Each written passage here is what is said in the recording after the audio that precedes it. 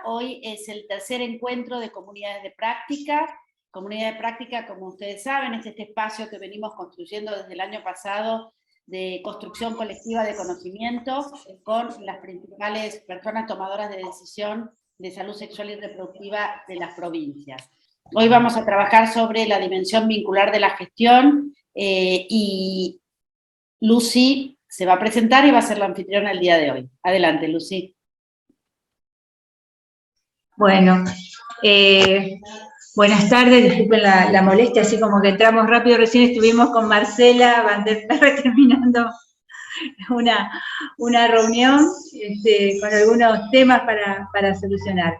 Bueno, yo soy Lucy Grimal y estoy como responsable del programa de salud sexual y reproductiva en la provincia de Entre Ríos y también estoy en la coordinación de la mesa ESTI, de la mesa de Entre Ríos, de la mesa ESTI del plan EñA en Entre Ríos.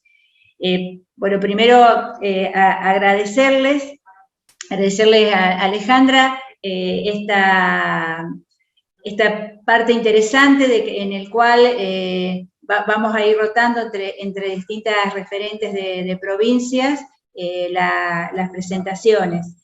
En este caso, como hoy vamos a trabajar sobre las cuestiones vinculares, un poco voy a leer brevemente lo que estuvimos pensando con Alejandra, porque quienes estamos al frente de las responsabilidades de gestionar la implementación de políticas públicas que garantizan los derechos sexuales y reproductivos, la dimensión vincular es para nosotras como el talón de Aquiles para cuando queremos concretar los objetivos. Nosotras trabajamos para la toma de conciencia de los derechos sexuales y reproductivos, y la gestión siempre es política ideológica. Los vínculos institucionales entre los equipos, intersectoriales, intergubernamentales, nos van permitiendo ir logrando, a partir de pequeños acuerdos, logrando llegar a nuestros objetivos y nos permiten ir venciendo las resistencias, los mitos, los prejuicios que se encuentran cuando estamos frente a los desafíos de la implementación de los derechos sexuales y reproductivos.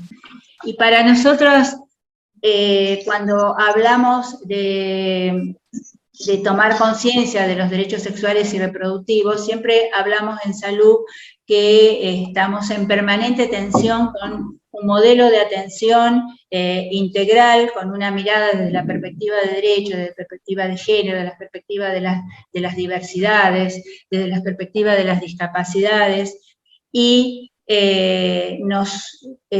es nuestra atención permanente con lo instituido, con lo que existe, que es lo que muchas veces denominamos rápidamente como el modelo médico hegemónico. Y aquí los vínculos tienen una cuestión central en esto, que pueden desarmarnos y no poder lograr ningún tipo de avance a lo que teníamos proyectado, o trabajarlos, poder reconocer las distintas cuestiones de lo que son los vínculos personales, lo que tiene que ver con los vínculos que establecen las instituciones y los distintos sectores. Ese conocimiento, ese manejo fino de esto, hace que podamos ir avanzando. Yo creo que haber conseguido el movimiento de mujeres y el feminismo nos demuestra que haber podido conseguir la sanción y hoy estar en la implementación de la ley, la 27.610, es también haber podido tener una lectura estratégica en relación a esa cuestión vincular que tenía la sociedad con todo lo que nos habían enseñado en relación al aborto. Entonces, en este sentido es que en el día de hoy, realmente yo no sé si todas tuvieron la oportunidad de leer los textos que nos enviaron, que nos presentaba Rosana. Me parece que van a ser muy movilizantes para el trabajo que nosotras estamos queriendo realizar en el territorio. quien es Rosana, es licenciada en Ciencias Médicas por la Universidad Nacional de Rosario, magíster en Salud Pública, doctora en Salud Colectiva y profesora titular de la Universidad Estadual de Campiña, psicoanalista y actualmente es profesora visitante en el Departamento de Psiquiatría de la Universidad de Yale. Tiene experiencia en el campo de la salud pública con énfasis en los siguientes temas: salud colectiva, gestión y subjetividad, salud mental, planificación y políticas públicas en salud, evaluación de políticas y servicios. Fue asesora de la Política Nacional de Humanización y de la Coordinación Nacional de Salud Mental, y participa activamente en la formación de médicos y médicas, y es directora de maestrías y doctorado. Creo que va a ser una tarde muy fructífera para todas y todos nosotros. Rosana. Bueno, primero, buenas tardes, agradecer mucho la invitación, mi admiración eterna por las mujeres argentinas, mucho orgullo de poder estar aquí con ustedes, y bueno, de discutir algunas cuestiones. Yo pensé lo siguiente, pero quiero, en fin, consultar qué les parece. Yo mandé 3 textos y entonces pensé en hacer 3 pequeños bloques de presentación, y hacer un bloque y que ustedes puedan preguntar, comentar, criticar, porque si no se pone pesado que yo esté 2 horas enteras hablando, ¿no? Entonces se me ocurrió hacer pequeños síntesis, resúmenes de los textos, inclusive por si alguien no tuvo tiempo de leerlos, y ahí abrimos un momento de discusión, ahí pasamos al otro y al otro, y se me había ocurrido empezar, no sé quién vio los textos, la idea era comenzar la discusión un poco sobre las cuestiones de la subjetividad, digamos, en relación a las políticas en un cierto territorio, voy a llamar así, más macro, y pasar por la gestión y llegar a la cuestión de las relaciones más interpersonales y de las relaciones más de la punta, que se dan entre los trabajadores entre sí, trabajadores y trabajadoras, y entre la gestión y los equipos. ¿Qué les parece? ¿Podemos hacer así? Excelente, Rosana, maravilloso. Cualquier cosa que proponga nos va a parecer bien igual, así que... No, pero bueno, siéntanse cómodas para interrumpir. Lo único, yo voy a abrir aquí una guía para no perderme mucho y no perderme en el tiempo. Entonces a lo mejor no veo lo que ustedes, si hacen señas, abren el micrófono y interrúmpanme, sin problemas. Perfecto. ¿Puede ser? Sí, sí. Bueno, la primera cuestión que yo quería hablar es un poco a partir de ese texto que está en la revista ahí de Salud Pública, Salud Colectiva de Buenos Aires, es que es esta idea de vincular el psicoanálisis a las políticas públicas, ¿no? Y de tentar, de que podamos volver a pensar las relaciones que hay, que en algún momento fueron medio que alienadas o cercenadas, diría yo, entre políticas de Estado, ideología y subjetividades, ¿no? Porque creo que si no entendemos eso, si no nos ponemos a pensar, digamos, de dónde vienen estas cuestiones, se nos hace muy difícil pensar las intervenciones, ¿no? Las implementaciones, como decían ustedes. Yo creo que es muy importante pensar, yo, bueno, vivo hace más de 25 años aquí en Brasil, entonces soy una persona que está siempre llena de muchas preguntas sobre las diferentes formas de subjetivación que tienen estas 2 sociedades tan vecinas, ¿no? Por ejemplo, Brasil y Argentina, y sobre qué tipos de valores son los que pueden atravesar, digamos, la concepción ideológica de la sociedad, que nos permiten en algún momento hacer un giro, una guineada en lo que veníamos trabajando y poder traer transformaciones como las que la ley trajo, ¿no?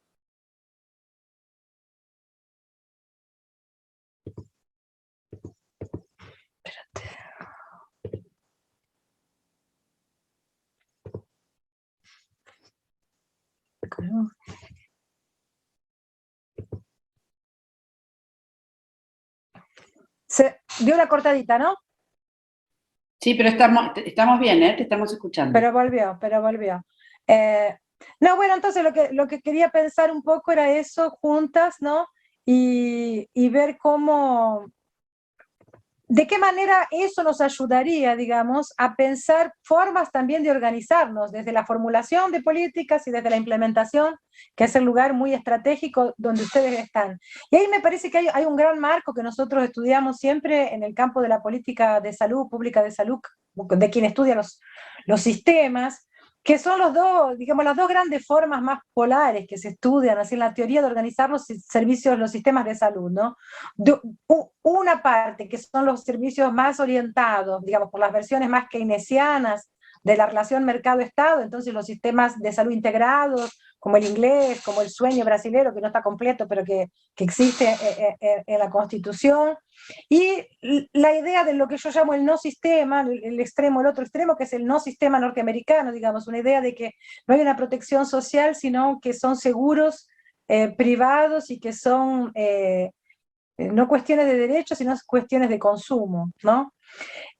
¿Por qué me parece importante pensar esto? Porque me parece que, claro, ambas de estas formulaciones uno llega a partir de procesos históricos constituidos también en la cultura y en los valores de una sociedad, ¿no?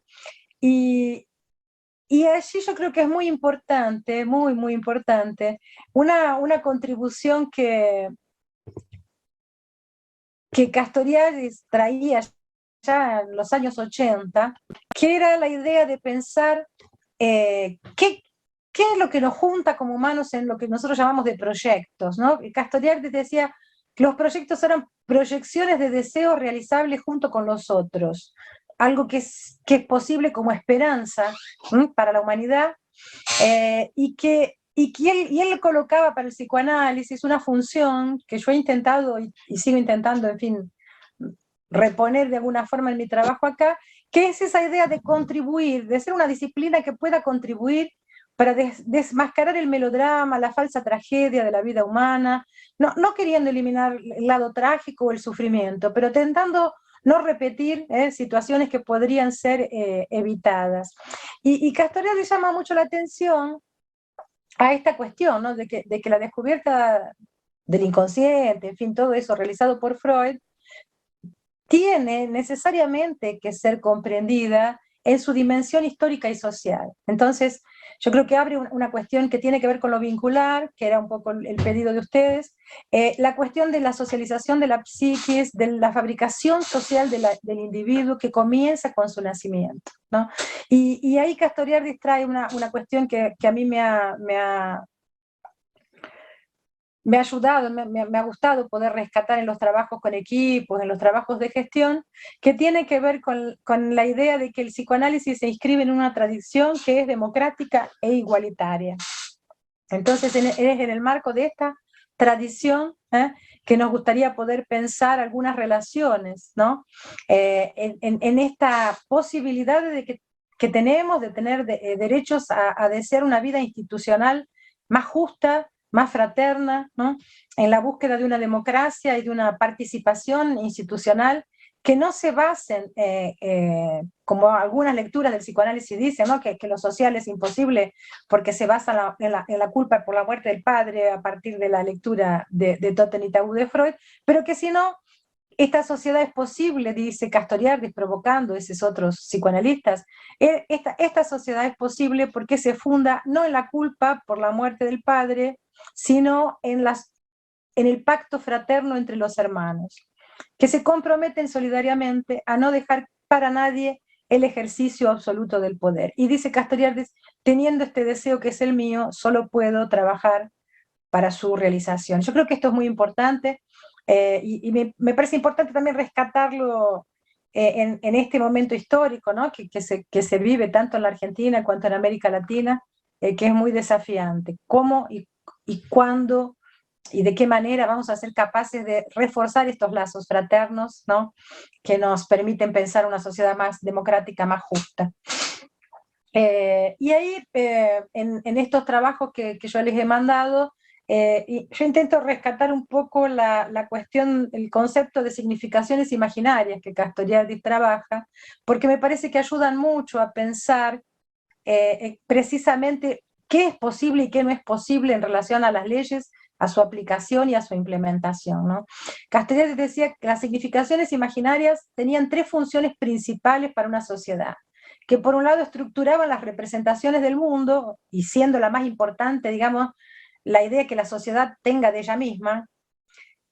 Por otro lado, designan las finalidades de la acción, o sea, lo que puede y lo que debe y lo que no debe hacerse, y por otro lado, establecen los tipos de afectos característicos de una sociedad. Pero dar un ejemplo, no sé si ustedes se acuerdan, pero en la época de la dictadura hubo un eslogan que decía: los argentinos somos derechos y humanos, en plena violación de derechos humanos. Ese era un eslogan, y eso era nada más que una tentativa exactamente de injertar, ¿no?, de parte de los militares, de injertar en la subjetividad argentina una representación de mundo que, bueno, por suerte no fue posible que ellos tuvieran éxito, pero esta es la tentativa. La otra cuestión es designar las finalidades de la acción, o sea, lo que debe y lo que no debe ser hecho. Entonces, por ejemplo, es muy diferente pensar una sociedad como la norteamericana, donde está muy claramente arraigado esta idea de que la persona tiene que salir de las situaciones difíciles sola, que son todos emprendedores, de que hay que hacer sálvese quien pueda. Es totalmente diferente, ¿no?, de lo que puede y no puede ser hecho, que una sociedad que tiene lazos más solidarios, que tiene una constitución en la que caben, digamos así, la compasión, la solidaridad, el compañerismo, y los tipos de afecto, ¿no? Yo cuento para este tipo de afecto siempre una anécdota que me pareció muy, muy ilustrativa, que es de un amigo, de un colega que estaba haciendo un postdoctorado en Canadá, y llegó con un profesor que lo llevó hasta la facultad, y llegaron temprano, y este profesor estaciona el auto muy lejos de la puerta, y mi amigo le dice: profesor, ¿por qué está saliendo tan lejos si llegamos temprano y hay lugares bien cerca de la entrada? Y el profesor le responde: por eso, porque llegamos temprano, vamos a dejar los lugares cerca de la puerta para los que lleguen tarde. Y esto yo siempre lo cuento porque digo que en cualquier país latinoamericano el profesor es tomado por un tonto por hacer esto, a nadie se le ocurre ese tipo de solidaridad, ¿eh? Entonces, pero me parece que es un claro ejemplo de lo que son las significaciones imaginarias, o sea, cómo se organiza de una forma los valores y los afectos que nos hacen a veces sorprender cuando estamos en otras culturas, ¿no?, con lo que es posible o lo que no es posible en términos de comportamiento. Entonces, lo que es importante que Castoriadis trae en relación a este concepto de las significaciones imaginarias es porque él lo entiende también como que estas significaciones, primero, que no son estáticas, no es que existe una subjetividad argentina y va a quedar congelada para siempre, como no existe una brasilera que va a quedar congelada para siempre. Y dice Castoriadis: ¿por dónde se transforma esto? A través de instituciones mediadoras, ¿no? Entonces, estas instituciones mediadoras son las que nos ayudan a constituir un tipo de sujeto que es muy diferente, qué sé yo, pensar hoy un brasilero acá del siglo XXI bajo un gobierno autoritario que no sé, un romano del siglo XV, ¿no? Y por otro lado dice Castoriadis, claro, ellas no son congeladas para siempre, pero son estables, tienen que tener una cierta estabilidad, porque ellas son una especie de defensa colectiva contra la muerte. O sea, solo opera como defensa si ella puede ser tenida como perenne, como permanente, ¿eh? Pero en el mundo contemporáneo, y esto lo decía Castoriadis en el final de los años 80, vean que todo está más acelerado aún de lo que él veía, ¿qué hay hoy de perenne en el mundo contemporáneo, ¿no? Estamos viviendo, en fin, la velocidad, lo virtual, la crisis financiera, las migraciones. Entonces, es bastante interesante intentar pensar cómo vamos constituyendo y cómo nuestras acciones y cómo nuestras políticas, e inclusive voy a llegar a eso después en la segunda parte, pero cómo hasta la gestión que hacemos es constructora, interfiere de cierta forma en el tipo de significaciones imaginarias que seamos capaces de construir como pueblo. Entonces, Castoriadis también decía en ese momento, ya lo advertía, él decía: ahora, no, lo que ocurre, el problema del capitalismo actual, él decía, de la sociedad de consumo, no es que se haya creado un individualismo, no existe un individualismo, lo que él sostenía es que existe un conformismo generalizado que nos hace a todos parecernos y a todos querer lo mismo, ¿eh? Y por eso que él hablaba de un conformismo que solo puede existir a precios de que no haya un núcleo de identidad consistente, y él hablaba de individualidades en harapos, ¿no? Como si fueran individualidades frágiles, individualidades que se van desarmando de tanta fragilidad, ¿no? Y es esa crisis, de ese proceso de identificación, dice Castoriadis, la que hace que la sociedad pierda la capacidad de verse como un centro de sentido y de valor, y por eso que el nosotros no puede ser fuertemente investido de valores, y mucha gente se refiere a la sociedad hoy en día como una entidad limitadora y de control que les habría sido impuesta. Entonces, si esa es la única visión que tenemos de la sociedad, es muy difícil trabajar por el bien común, es muy difícil imaginarnos que creativamente junto con los otros podremos inventar algo bueno, porque es algo solamente controlador, malo, que me vino de afuera, que yo no tengo responsabilidad alguna con ello. Y al mismo tiempo, decía Castoriadis, es por esto que este individuo dirige a esa misma sociedad pedidos ininterruptos de asistencia, pero es una asistencia en la que él se coloca en una posición, vamos a decir, impotente, ¿no? Y por otro lado, decía Castoriadis, desde el otro lado está el individuo que ve la historia. Él decía que ve la historia como un paisaje turístico, ¿no? No como la historia que nos trajo a este momento, pero como una ciudad de aquellas históricas que uno visita de vez en cuando. Este individuo de la sociedad de consumo, decía Castoriadis, hace de todo para olvidarse que un día va a morir, y que todo lo que hace no tiene el menor sentido. Entonces él corre, compra, practica deportes, ve televisión, se distrae, pero no crea una cultura, crea una distracción, pero no cultura. Y es por esto, dice él, que una sociedad así no es capaz de recrear otra forma de estar unida. Yo creo que estamos en el mundo, y particularmente en América Latina, viviendo mucho de este desafío. O sea, ¿cuál va a ser la forma en que vamos a recrear la capacidad de estar juntos, de ser un nosotros? Porque una sociedad organizada de esta forma tiene enormes dificultades para pensarse, para rehacerse, para reinventarse. E inclusive en nuestras sociedades actualmente, uno se pregunta inclusive si estamos hablando de una sociedad o de varias sociedades, ¿no? Si la sociedad no está tan fragmentada, no está tan dividida, que nos cuesta mucho pensar esta posibilidad de continuar siendo un nosotros, ¿no? Y ahí entonces quería entrar para problematizar un poco también la cuestión de la ideología, que es algo que siempre hablamos, y me gusta mucho una pregunta que colocó Zizek en un libro de él, que dice así, ¿qué es más fácil para ustedes hoy, imaginarse el fin del mundo o el fin del capitalismo?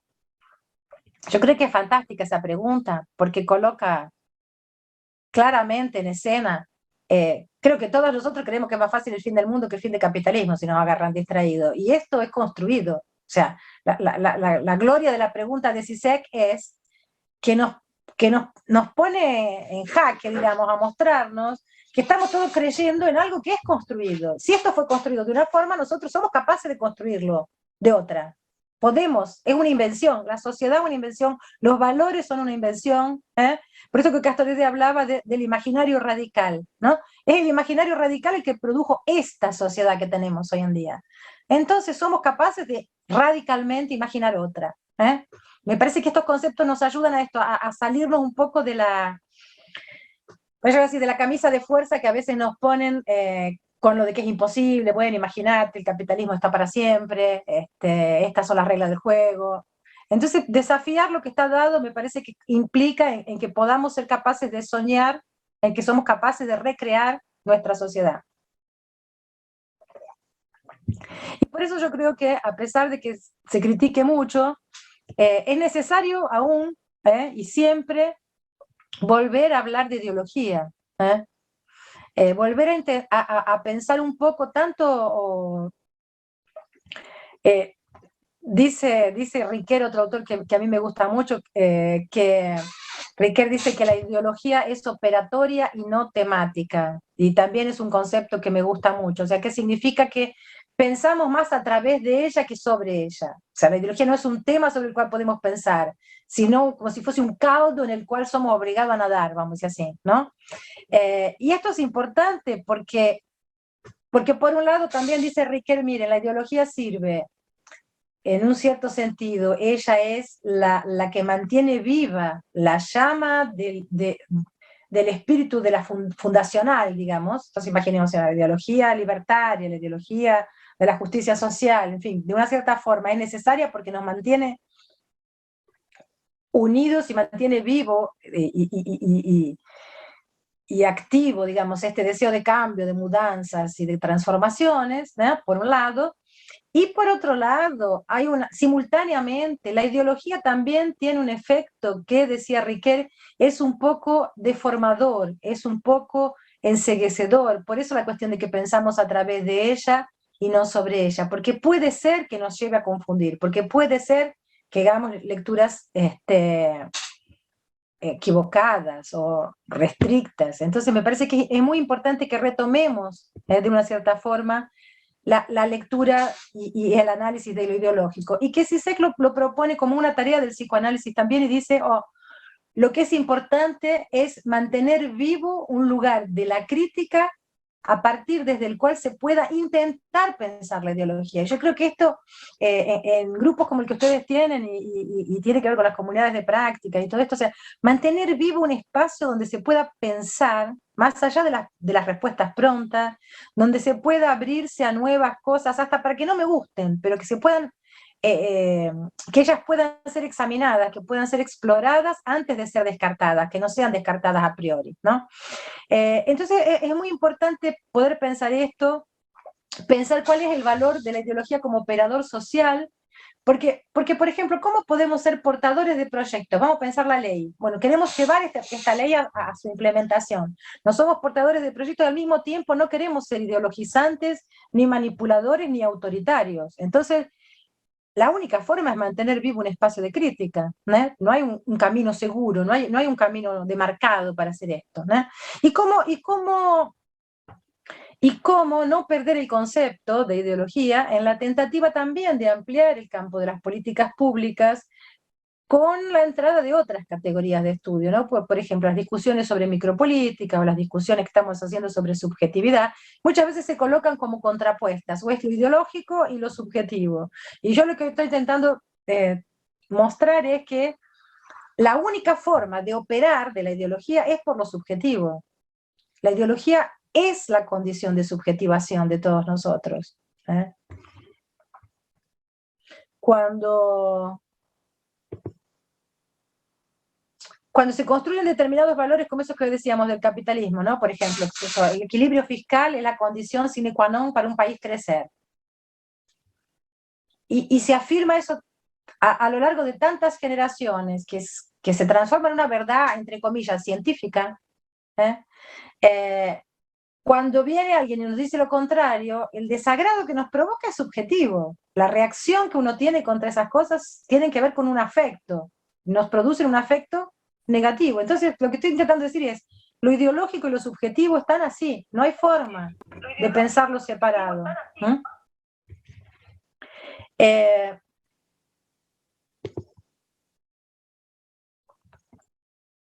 Y al mismo tiempo, creo que es importante también que podamos pensar, porque estaba pensando entonces si la significación imaginaria, la ideología, cómo llevar esto al campo de la formulación de las políticas, de los valores, y al campo también de lo que nos espera como tarea en campo, porque cuando vamos a la punta de las políticas, ¿qué encontramos hoy? ¿Qué encontramos hoy en nuestros barrios, en nuestras comunidades?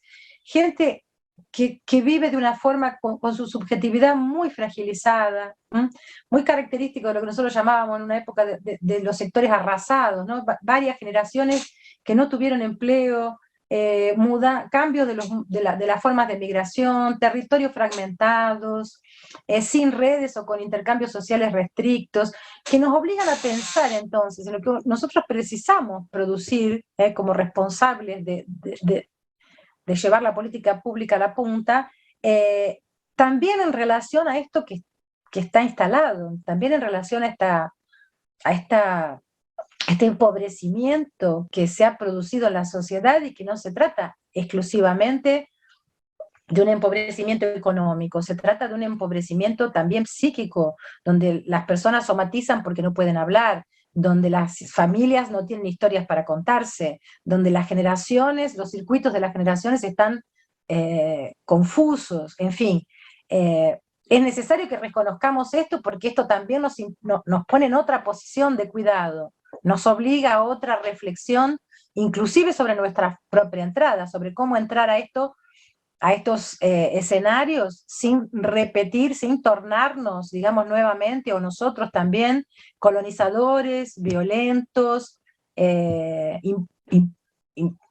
imponiendo, digamos, determinados valores que son los nuestros y no necesariamente de la gente.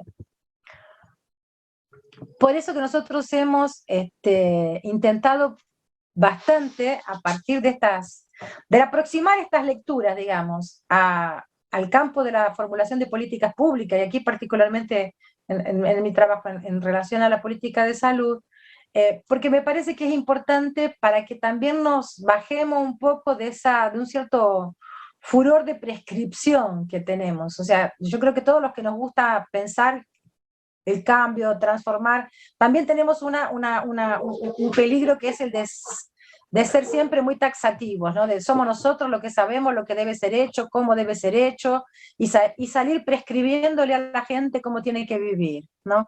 Y creo que mantener vivo este alerta, ¿no? De que nosotros podemos saber alguna cosa, claro, sabemos, y queremos colocar nuestro conocimiento técnico al servicio de la gente, pero al mismo tiempo entender que los dispositivos de intervención y que los dispositivos de pactuación con la gente, con las comunidades, con los barrios, tienen que ser otros porque tienen que ser al mismo tiempo reparadores de esto que estoy llamando de una larga injusticia histórica, y tienen que ser, por otro lado, mediados por instituciones, no pueden ser solamente voluntaristas, de personas aisladas o de grupos aislados, porque si no, no vamos a conseguir tener una influencia en lo que nos interesa a futuro, que es esto que yo llamaría de la transformación de las significaciones imaginarias.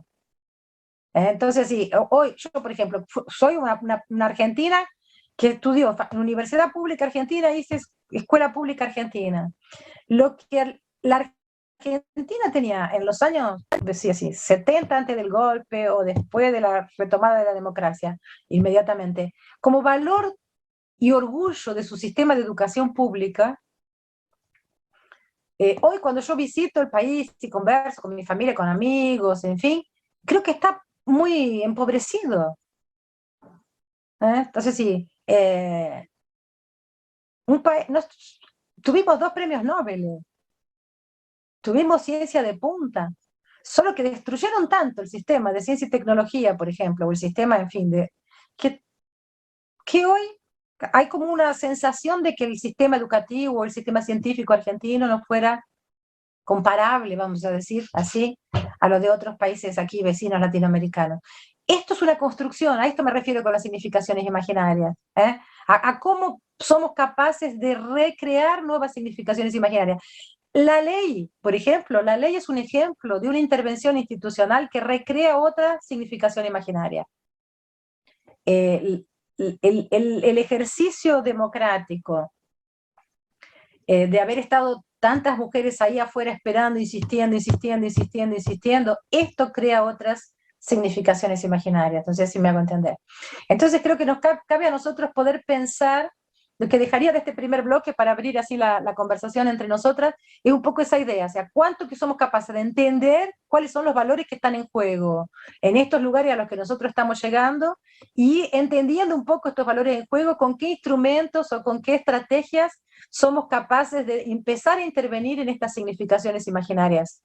Un poco, creo que paro por acá en la primera intervención para que podamos conversar. ¿Qué les parece?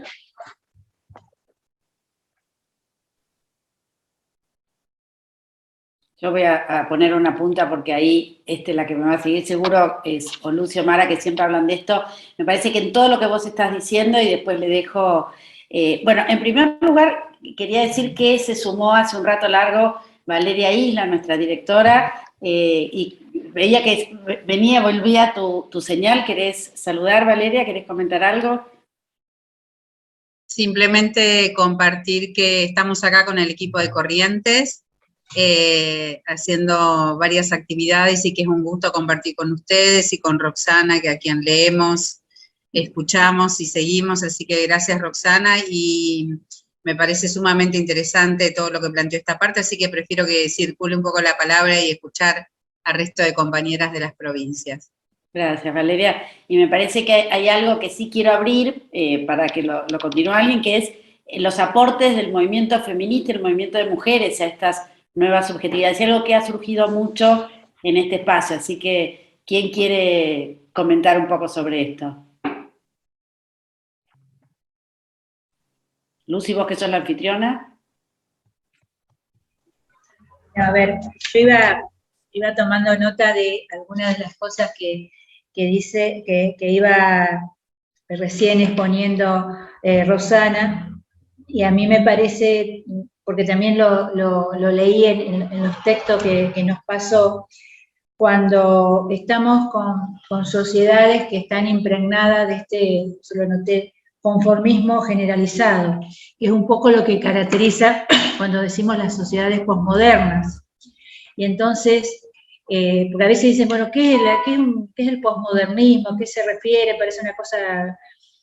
Y me parece que esta es como la mejor característica, porque es como ese conformismo generalizado es lo que nos va adormeciendo, y nos adormece no nos damos cuenta porque nos adormece en todas partes, inclusive hasta en nuestras relaciones familiares, que las cambiamos y entonces, no sé, hasta la disposición de la mesa, tenemos el recuerdo voy a decir una cosa por mi edad, de la mesa le poníamos el hule, porque la mesa de madera la cubríamos con el hule, digamos, ese cosa que era como de plástico para preservar la madera, y entonces hoy no, queda bien la madera, o sea, hay pequeños detalles que tienen que ver con la vida cotidiana que nos va uniformando a todas y a todos, y esto también pasa en relación a las instituciones, cómo se van acomodando,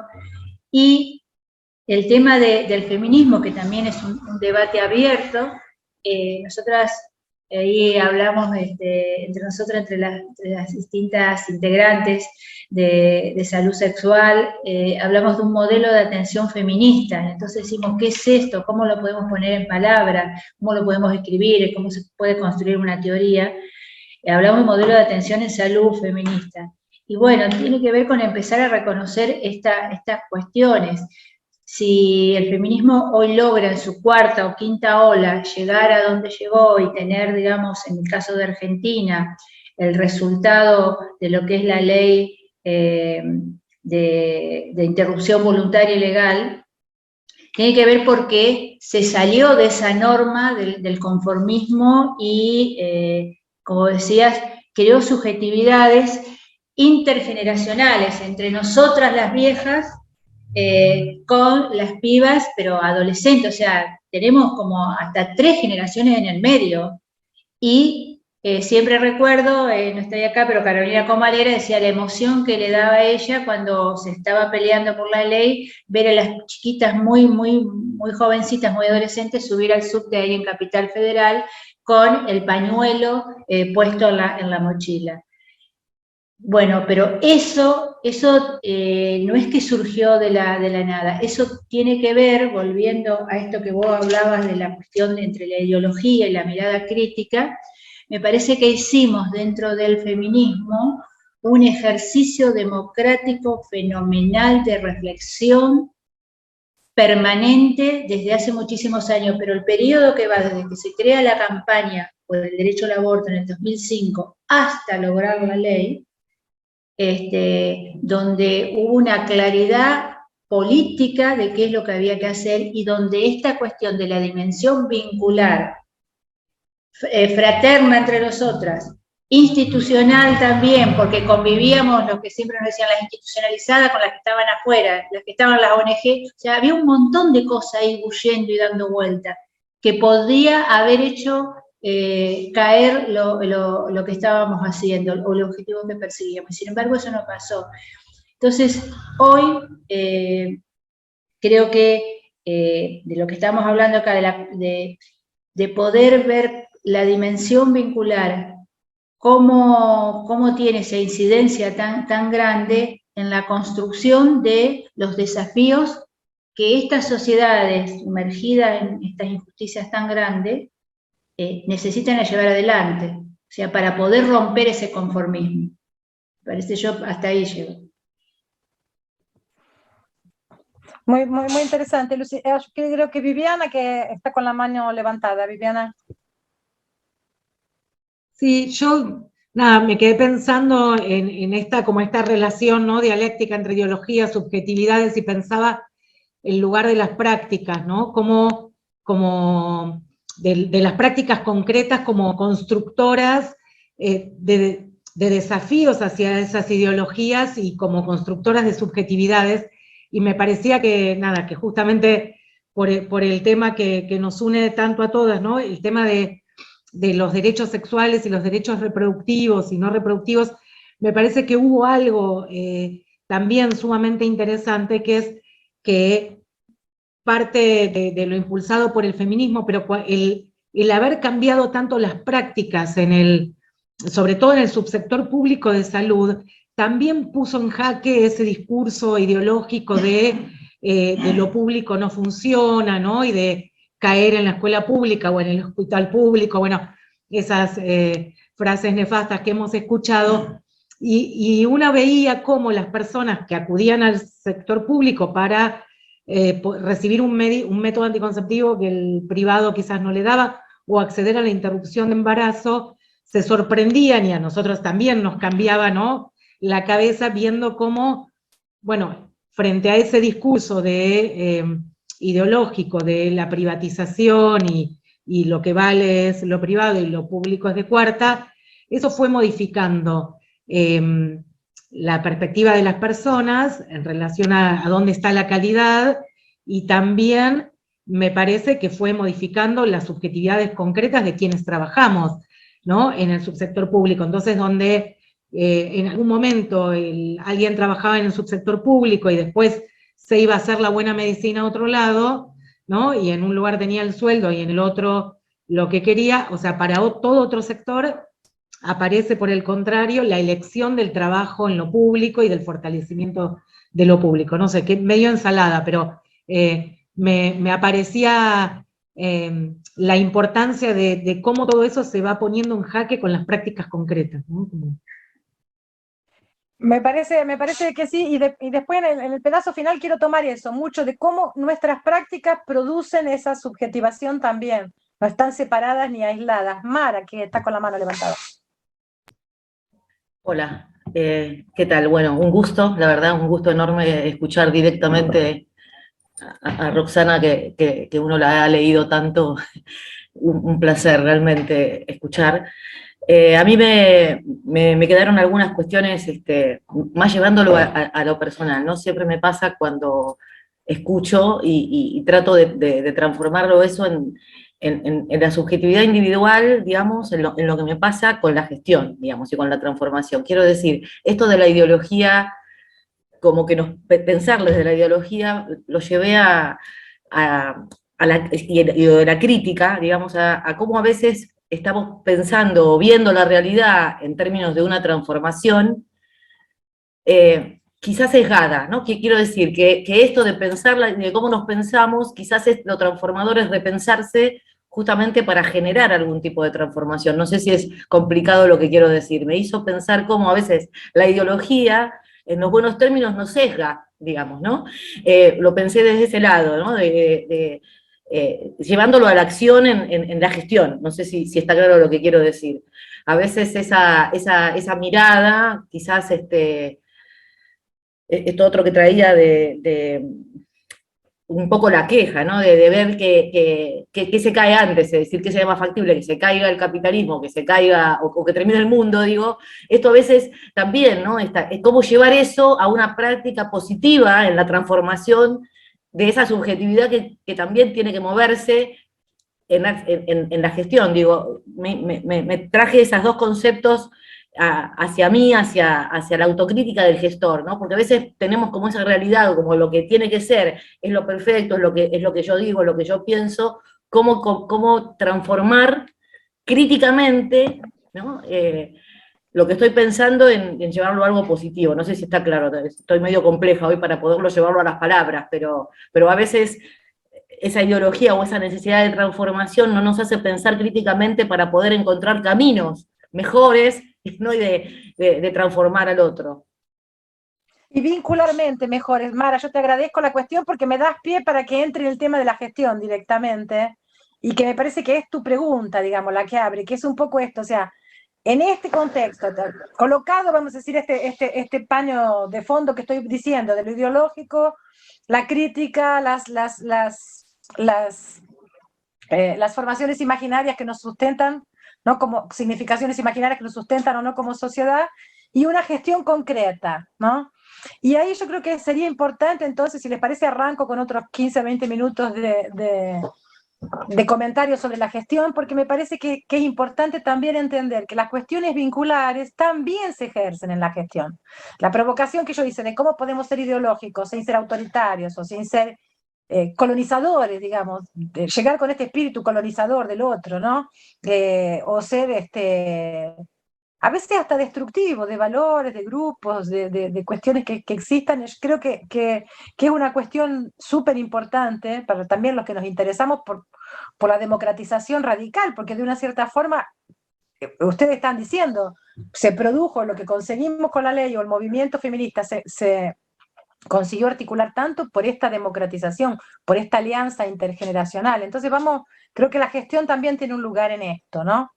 Y ahí tal vez valdría la pena recordar, o sea, que uno habla, en el texto que yo les mandé, yo hago una distinción ahí con un jueguito de palabras que es un poco entre la gestión que gerencia, digamos, y la gestión que genera, ¿no? Una provocación solo así lingüística, pero para pensar un poco que dos formas también, de nuevo, son polares, no estamos siempre en uno u otro de los polos, ¿no? Pero estas formas de gerenciar. Entonces, la gestión que uno llama de clásica, la taylorista, la fordista, la llamada también, en fin, teoría científica de la gestión, en fin, que gerencia, esta gestión siempre presupuso como disciplina, como teoría, la heterogestión, o sea, una gestión que yo ejerzo sobre otros, ¿no? Y a lo largo de los años y del ejercicio, en fin, del capitalismo y todo lo que ya sabemos, ha construido lo que Gastón acá llama de modelo gerencial hegemónico, ¿no? Un modelo gerencial hegemónico, parangonando el modelo médico hegemónico, que genera relaciones interpersonales que yo digo son marcadas por el otro como una amenaza, ¿no? Entonces, son formas de gerenciar que producen en el equipo para abajo que todos están contra todos, porque todos están en peligro sobre la visión de este super gestor, que en general acostumbra a ser un gestor que concentra varios tipos de poder, ¿no? Mario Testa hablaba de que en salud habría por lo menos 3 tipos de poder, decía él: el poder técnico, el poder administrativo y el poder político, ¿no? En la figura de este gerente, gestor o coordinador.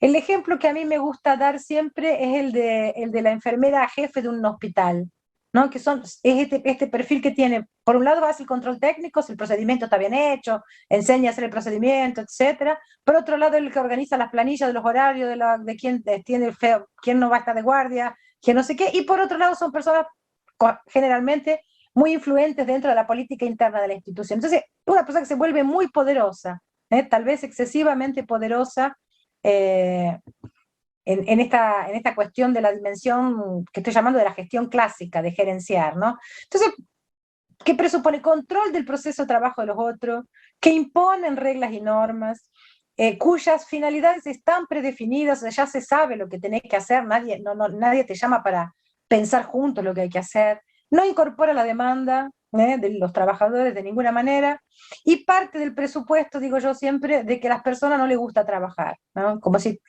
fuéramos todos gente que no nos gusta trabajar y que necesitamos a alguien que esté con un látigo, con un chicote, haciéndonos trabajar.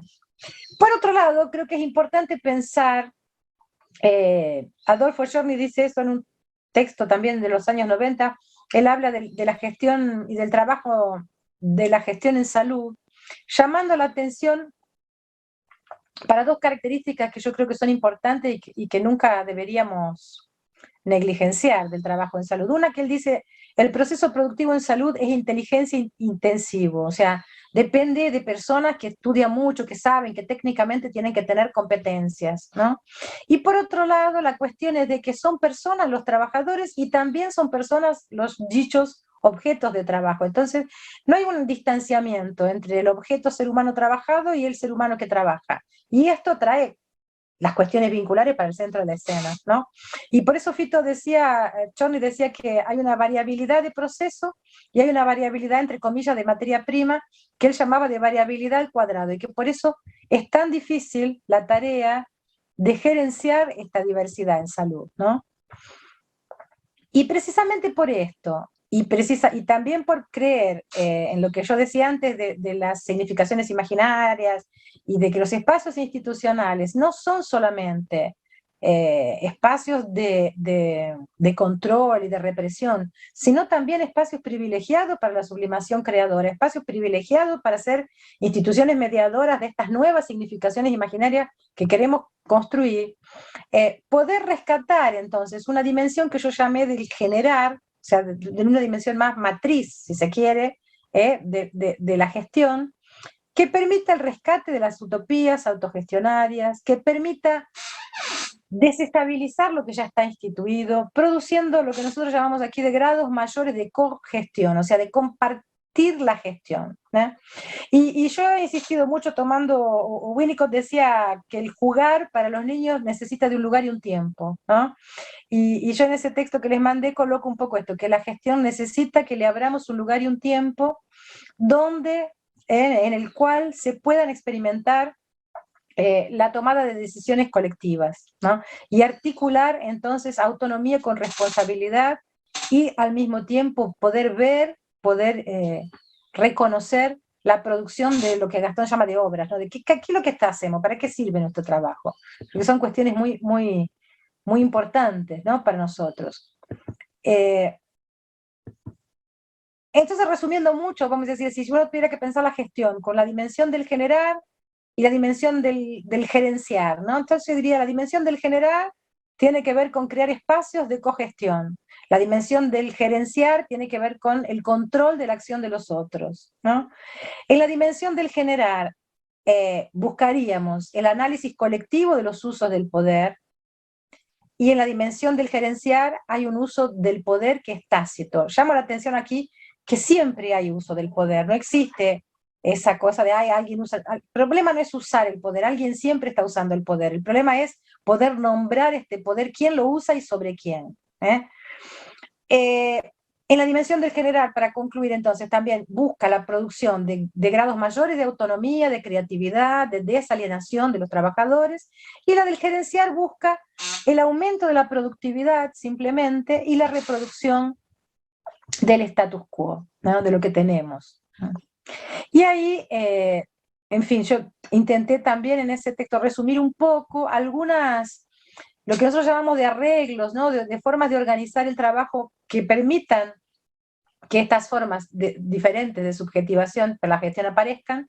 Entonces, algunas formas de organizar el trabajo que tienen una cierta estructuración y permanencia, como los colegiados de gestión, como el apoyo matricial, como los equipos de referencia, que son todos dispositivos que buscan crear una cierta estabilidad de relaciones y abrir espacios estables, regulares, sistemáticos, de discusión de casos, de encuentro, ¿no?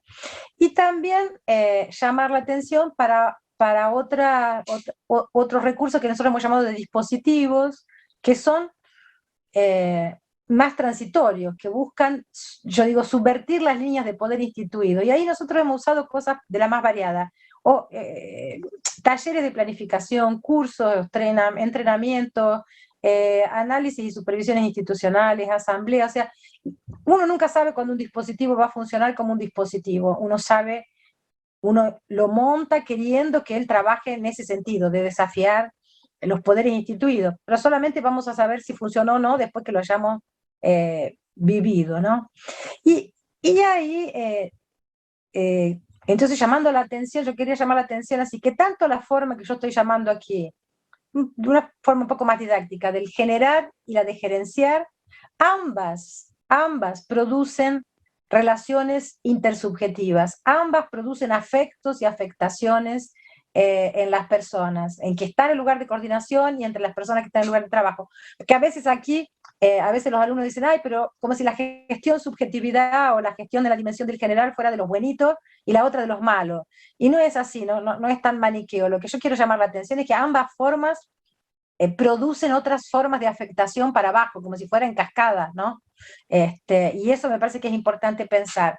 Y hay algunas formas que hemos visto y que existen mucho aquí en los servicios, y ahí, bueno, ustedes verán si también se encuentra allá, pero una de las que me ha llamado mucho la atención es lo que yo digo de agrupamientos, ¿no? De trabajadores en los cuales la diferencia es vivida como mortal, ¿no? Como mortífera. El otro es visto como un depósito de todo lo que es malo, de todo lo que no nos deja hacer algo bueno, y el agrupamiento, el grupo, es visto como una especie de escenario, ¿no? Y esto, en fin, acostumbra ocurrir en estos lugares que yo decía, que hay una gestión a veces muy vertical, muy autoritaria, que crea este espíritu de amenaza, y para lidiar con esto, el ejercicio que yo propongo es el de traer las funciones que Winnicott atribuía un poco a la función materna, que él llamaba la función soporte y la función manejo. Entonces, entender que quien está en el lugar de gestión, de alguna forma, precisa cuidar cuidar del equipo, cuidar del grupo, crear espacio, crear setting, abrir lugar y un tiempo. El otro día estaba reunida aquí con un grupo de mujeres gestoras y todas decían, ay, pero siempre tengo que ser yo la que llame para la reunión, siempre tengo que ser yo la que ponga la silla en rueda para que hablen, siempre tengo que ser yo la que les recuerde. Y sí, porque te pagan para eso. Yo digo, hay una diferencia. Entonces la función de gestión, tercera cosa, es una función diferenciada. Inclusive la diferencia salarial busca marcar esta diferencia de función. Entonces no se sientan que están haciendo de más o que es un abuso, que ustedes tengan que cuidar de los espacios, de las reuniones, de la agenda, porque esa es la función. Esa es la función. Y cuidar de ese encuadre, yo me he transformado a la vejez en una blejeriana rabiosa, pero si cada vez estoy más fanática del encuadre, en el sentido de que el encuadre, me parece, en las últimas experiencias que yo estoy haciendo de intervención institucional, el encuadre es como la red de seguridad del trapecista. El encuadre es lo que deja a la gente sentirse segura porque hay un contrato. ¿De qué vamos a hacer acá en estas horas que estamos juntas y para qué lo vamos a hacer y con qué se puede y qué no se puede? Entonces, cuidar del encuadre hace, para mí, todo esto parte de lo que yo estoy llamando con Winnicott de la función soporte, ¿no? Que Winnicott llamaba del holding. Y cuidar del manejo tiene que ver con lo que yo les decía a ustedes de las ofertas técnicas, de tener arreglos y dispositivos que podamos ofrecer según lo que está pasando en cada lugar y según lo que se necesita. Entonces no es igual en un lugar, qué sé yo, donde nadie sabe lo que hay que hacer, que está totalmente desorganizado, donde a veces es bueno traer un poco de control, traer un poco de orden, poner procesos, establecer protocolos, o al contrario, un lugar que está muy burocratizado, muy enrijecido, en el que a veces la gestión tiene que llegar para romper, para desorganizar un poco aquello que está organizado de una forma que ya no nos sirve. Entonces, llamar la atención para esas funciones de la gestión me parece que es importante. Y por otro lado, cuando yo decía que la gestión tiene un papel diferenciado, también llamar la atención a que cabe a la gestión intervenir, o sea, es necesario actuar, colocarse voluntariamente en el sentido de empujar para donde uno cree que las cosas tienen que ir. Esto no es ser autoritario, porque a veces se confunde también con una idea un poco omisa, ¿no? El buen gerente sería aquel que no hace nada, el buenito. Eso no es un buen gestor también. Entonces hay un poco una confusión. En el sector público esto también se torna más confuso, porque como no somos patrones y empleados, digamos, somos todos funcionarios de la misma administración, muchas veces se crea una confusión grande en la cabeza de los gestores que se sienten como que estarían siendo autoritarios por cumplir su función. Entonces me parece que esta es la primera diferencia que es necesaria. ¿Para qué te pagan? Esta es tu función. ¿Es para coordinar? Entonces hay que coordinar. ¿Es para atender? Entonces hay que atender. Yo creo que esta es una gran pista, digamos, para no perdernos en el laberinto de las instituciones, ¿no? Y ahí hay algunas cuestiones que también, entonces me parece que son importantes, que tienen que ver con esto que yo llamé de la persona del gerente, ¿no? O la persona del gestor. La persona que ahora estoy queriendo hablar de las cosas vinculares tiene que ver con la personalidad, con el cuerpo y el espíritu de la persona que está allí. Y se acuerdan, ustedes se deben acordar o saber o habrán oído que Freud decía que gobernar era una de las 3 tareas imposibles, ¿no? Y ahí también ustedes me dirán, bueno, pero se gobierna el planeta desde tiempos inmemoriales. Yo creo que lo que Freud llamaba la atención, tanto en el gobernar, cuanto en el educar, cuanto en el analizar, es que imposible en el sentido de que no son prescriptibles, no hay una forma correcta, no hay una única forma, no hay una técnica que dé cuenta de esto, ¿no? Entonces, sabiendo esto, me parece que nos libera un poco de tener el saber pronto, listo, digamos, prêt-à-porter, y poder entrar en la tarea pensando también, de nuevo, críticamente sobre el ejercicio de nuestra función. Una cuestión que nosotros hemos insistido aquí, que me parece importante, aquí en Brasil en algunos lugares, en algunos momentos fue muy triste la experiencia, y en Argentina también ya lo vi en algunos lugares, la idea de que el problema que tenemos es de gestión, entonces hay que llamar a algún manager del privado que venga a enseñarnos a lo del sector público cómo hay que gerenciar, ¿no? Y ahí ponen gente que no tiene la menor idea de lo que es la política pública, de lo que son los derechos y mucho menos del campo de la salud, ¿no? Entonces nosotros hemos defendido mucho, y yo insisto en esto, que un buen gestor del sector salud tiene que tener formación técnica en esas 2 cosas. Por un lado tiene que saber de gestión, pero por otro lado tiene que saber de salud. Y tiene que tener esto que yo decía del repertorio, ¿no? Lo que estoy llamando de los arreglos y los dispositivos. Precisa disponer de un repertorio de qué va a ofrecer en los lugares, ¿no? Y ahí, cuando yo hablaba de la función soporte, sostén, en fin, de esto de crear el setting, de cuidar, celar por el contrato, por el espacio, de abrir un lugar y un tiempo a la gestión, también quería entonces comentar un poco con ustedes la cuestión que también me parece importante y que Winnicott también me ayuda a pensar, de lo que he llamado aquí del límite como continencia y del límite como castración, ¿no? Que tiene que ver con esta figura del gerente, lo que el gerente, el gestor o el coordinador puede hacer. Entonces, por un lado,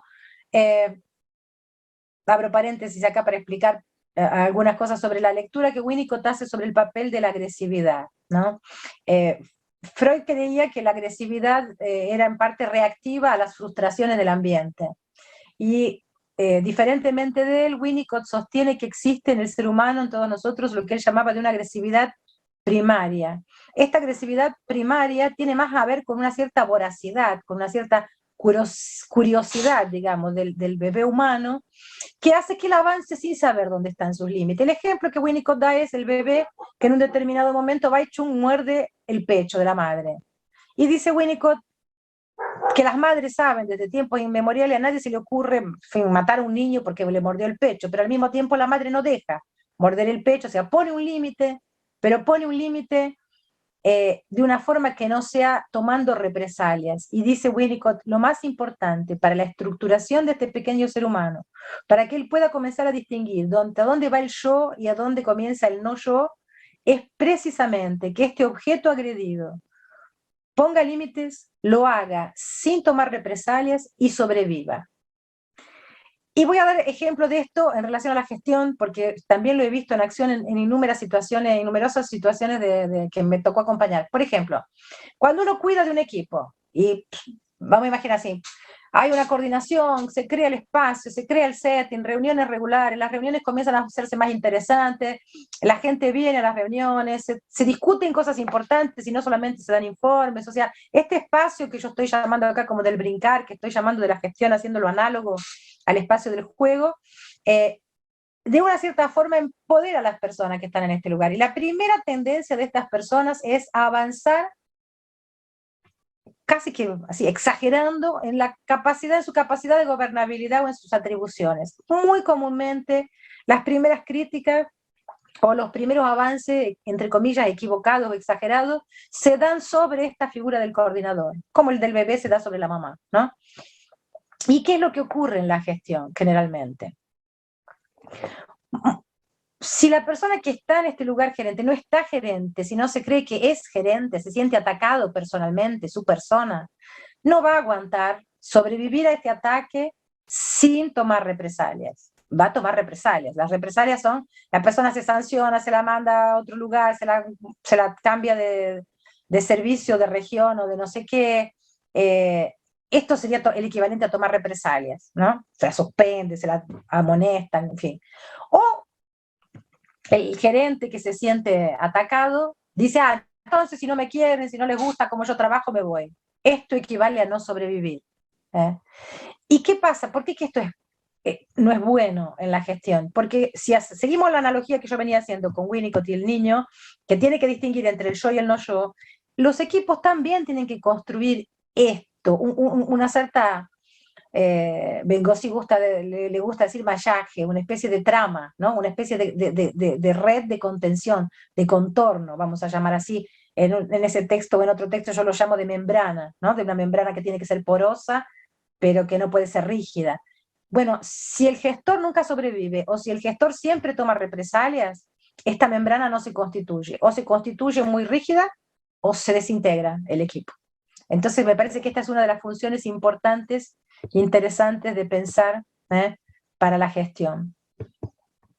Y también, bueno, pensar entonces de alguna forma, cuando nosotros hablamos de cogestión, de una cierta forma estamos diciendo que es algo en algún lugar entre la heterogestión, esta que yo decía, de los sistemas gerenciales, productivistas, tayloristas, y de la utopía autogestionaria, donde cada uno se autogestionaría solo y nadie coordinaría nada, que tampoco permite mucho la articulación de la vida institucional y el papel de la mediación que estamos pidiéndole a las instituciones para interferir en nuestras significaciones imaginarias. Entonces, hay un entre ahí, hay un espacio que nunca está muy de acá y muy de allá, y que no hay una receta pronta, no hay una receta lista, no hay un camino exactamente del medio, o un flujograma, o una prescripción técnica, pero que me parece que saber de las funciones puede ayudar a quien está en el ejercicio de la función gestión, a que estos grupos, a que estos equipos se fortalezcan, se consoliden.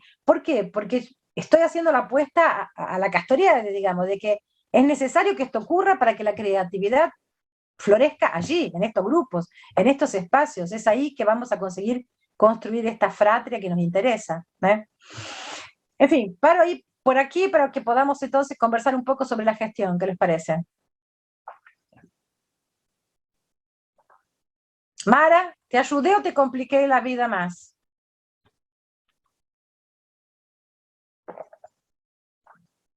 Está silenciado tu micrófono. No, digo que ayudó, todo lo contrario, ayudó, sí, claro que ayudó.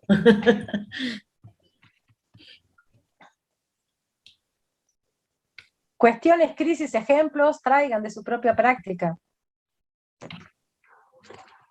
No, yo recién pensaba en esto cuando el gestor claudica, ¿no? Cuando dice, bueno, me voy, y no les gusta de toda esta cosa de frustración que a veces que a uno le atraviesa en ese camino, ¿no? Y nada, cómo hay que ir lidiando con eso, porque digo, no creo que sean sensaciones que se puedan abolir, digo, es una constante de trabajo entre esas sensaciones para poder seguir avanzando. Y es un límite siempre flojo, ¿no? Porque uno no sabe, por ejemplo, así, hasta dónde vos te respetás a vos mismo, que ya me cansé, bueno, y de aquí ya me quiero ir, ¿no? Y o hasta dónde podés tener, yo creo que por eso que me gusta a veces transmitir estas cuestiones, porque también creo mucho en lo que Uri hablaba del valor de estar advertido, ¿no? De saber de algunas cosas nos ayuda a prevenir otras. Entonces, estar advertido sobre que este ataque que estoy recibiendo del equipo no es un ataque a mi persona, pero es un ataque a mi función, me puede ayudar a discriminar esta tomada de decisión, me quedo, me voy. Sí, nunca fácil, pero... Nunca fácil, pero no, yo pensaba también esto, que como uno siempre es inevitable personalizar, ¿no? Entonces uno no puede salirse a veces de esa crítica a uno mismo, bueno, y yo no tengo nada que ver con la psicología ni con el psicoanálisis, digo, y todo lo que eso representará sí, en cada uno, digo, ¿no? Cómo uno lo toma, pero cómo salirse y empezar a pensar eso a términos de preguntas hacia uno, digo, a tomar otros rumbos, a ver qué cosas uno puede hacer de otra manera, digo, no es fácil, pero bueno, es la manera, me parece, ¿no? de ir llevándolo. Yo, Rosana, quería retomar un poco lo que vos dijiste y tomar una cuestión de la subjetividad en términos de cómo nos construimos, qué territorios construimos para otras subjetividades y cómo fuimos subjetivados nosotras mismas, y ahí también hacerte una pregunta que es en relación a las mujeres. A mí me parece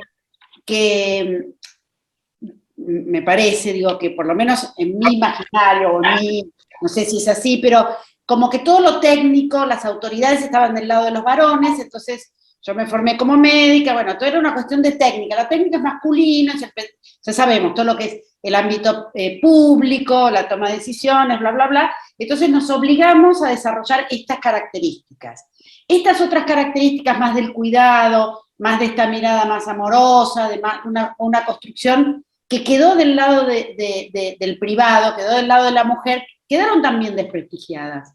Y por el otro lado, por lo menos yo, tuve que luchar mucho por legitimar mis espacios de poder. A mí me decían jefecita, por ejemplo, y estas cuestiones, o doctorcita, estas cuestiones que ya las sabemos, y que las más jóvenes no, pero veo muchas sonrisas ahí de personas que hemos atravesado eso. Entonces, a mí me sirvió mucho, y vos lo estás diciendo ahora, esto de que a esto también se aprende. A mí personalmente me gusta cocinar, y yo a veces no sé definir, bueno, cuál es el punto de esto, se aprende. Y se aprende, y también por eso me parecen tan importantes estos espacios donde estas cuestiones se puedan poner en juego, y se puedan conversar, y se puedan debatir, porque no va de suyo cómo dirigir, sobre todo me parece a mí para las mujeres, cómo tener estos espacios que nosotros sabemos que queremos construirlo de una manera distinta, pero a veces no sabemos cómo. Sí, yo te agradezco mucho la cuestión porque es un tema, ¿no? También ese. En el siguiente sentido, por ejemplo, no me gusta mucho cuando dicen así, entonces lo que hace falta para la gestión subjetividad son las llamadas tecnologías blandas. ¿Blanda por qué? Porque son las otras las que la tienen dura, ¿sabes? ¿Y por qué blanda? No es blanda, si es una tecnología se aprende, se puede aprender, como vos decís, exactamente. Entonces esto, ahora en las carreras internacionales yo tengo un paciente que dice que él trabaja en una gran empresa y le piden que desarrolle sus soft skills. ¿Qué hizo? Entonces te están pidiendo los hombres que sean blandos, que tengan soft skills. Ellos lo van a poder aprender, porque nosotros lo hemos aprendido históricamente. Lo que yo he intentado hacer con estas cosas es ponerle teoría a determinadas cuestiones para que nos autoricen también a entender, porque a veces te dicen, bueno, ¿por qué?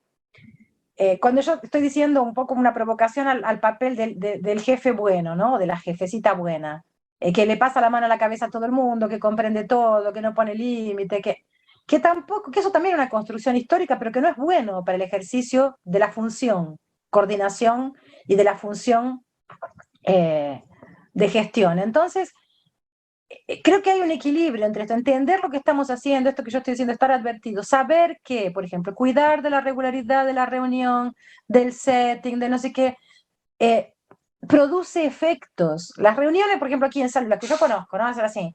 Nunca comienzan a horario, la gente entra y sale 25 veces, interrumpe para atender el teléfono, vienen 5 a llamarte. Una calidad de encuentro pésima, pésima. Entonces, cuando estoy diciendo abrir a la gestión un lugar y un tiempo, me refiero a que es técnico saber cuidar de un setting.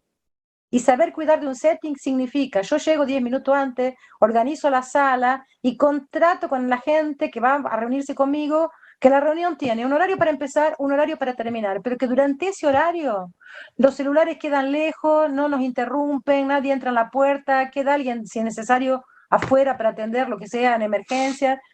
Esto es una técnica también, no es una cosa de gente buena. Me parece que también es importante a veces darle un nombre por la teoría, por la reflexión a lo que sabemos que trae buenos resultados. Sabemos que funciona, lo vemos ocurrir, ¿no? Y tal vez rechazar este lugar que también, porque vean, a mí me ha pasado y me continúa pasando. Yo en este momento estoy en la jefatura de mi departamento y estoy en la presidencia de Abrasco, que es la Asociación Brasileña de Salud Colectiva, que es una mega asociación acá de 3.000 socios. Todo el tiempo nos convidan, nos invitan a entrar al lugar del jefe fálico, del jefe verticalista, del jefe que gerencia y no genera. Entonces hay que estar todo el tiempo, es como una segunda vigilancia que nosotras las mujeres tenemos que hacer, que es, yo quiero ser una buena gestora, pero no quiero ser ese gestor que ellos creen que es un buen gestor, ¿no? Ahora nosotros estamos acá, yo estoy estamos organizando el Gran Congreso de Abrasco para noviembre. Es un congreso mega que tiene siempre más de 6.000 personas y ahora va a ser después de la pandemia, o sea, el primer congreso presencial. Entonces hay una gran expectativa, vamos a decir, sobre el Congreso de Abrasco, momento político. Abrasco se politizó mucho y se enfrentó durante todo el tiempo de la pandemia a Bolsonaro, en fin. Y yo propuse que organicemos el Congreso de una forma un poco más participativa y rompiendo un poco unas cajitas de especialidades que hay dentro de Abrasco. Entonces el grupo de las mujeres, el grupo de niños, el grupo que cuida de la vigilancia sanitaria, el grupo que... La idea es que los grupos se mezclen un poco para pensar sobre otros ejes temáticos. Bueno, primero lo elaboramos, lo pensamos, lo propusimos, lo aprobamos. Fue aprobado, después de ser aprobado, yo creo que voy por la 5ª vez, que la gente no dice que lo desaprobó, porque ya lo aprobaron, pero dice así, es que es tan osado, es que es una propuesta muy innovadora y muy osada, pero ya la 5ª vez que lo escuché, a mí me sonaba como osa, ¿sabes? Y cómo tiene coraje de proponer esto, es una afronta, y es eso, o sea, si lo hiciera un hombre, no sería como tiene coraje. Entonces hay que tener un poco me parece, no siempre lo hemos tenido, de paciencia histórica, pero al mismo tiempo de firmeza, en el sentido de que no nos lleven para ese terreno que es en el que no queremos jugar. Yo no quiero jugar en el terreno de la disputa por la concentración de poder. Quiero jugar en otro terreno. Quiero jugar en el terreno de construir nuevas significaciones imaginarias, espacios más fraternos, liberar la creatividad. Y creo que las mujeres tenemos un trabajo a hacer hecho en el planeta en ese sentido increíble, porque realmente tenemos más capacidades, históricamente y culturalmente, nos obligaron a desarrollarlas. Entonces ahora las podemos usar para lo que nos interesa.